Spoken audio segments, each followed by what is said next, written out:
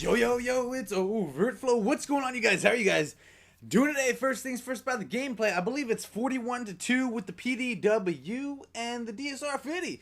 So I hope you guys enjoy the gameplay. Leave a like right now before the commentary gets started, because YouTube has been terrible the past week. I don't know what's been up. Nobody's seen my videos, but if you're seeing this, leave a like to support it. I would appreciate that. And we're going to be talking about how Call of Duty Ghosts, IW, the developers have forgotten about the hardcore Call of Duty fan in the past few installments of Call of Duty. Let's go ahead and talk about that. What's up, flows? Don't you knows I love all of you. Alright, guys.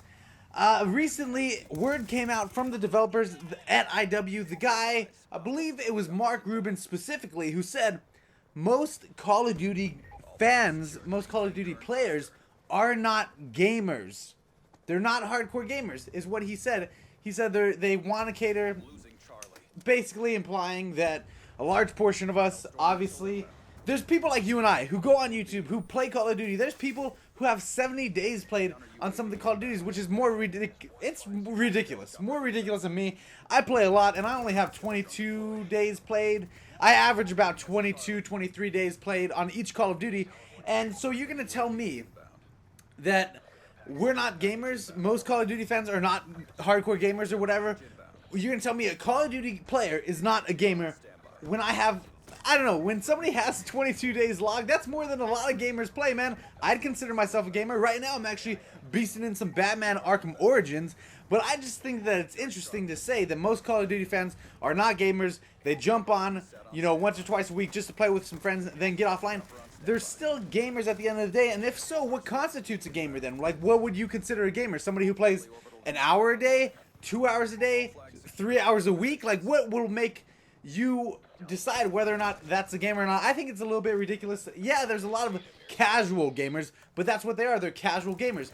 But that's not to say that there's not a ton of hardcore gamers, and for them to be thinking with that type of thought process over there at IW at Infinity Ward, it only goes to show how much they've strayed from you know, having good solid basics to the games and all that stuff. They want to cater to the casual fan. If they think that most of their fan base, which is true with every game, of course 99% of the fan base is not going to be hardcore into the game, and that's true with every game on every system ever.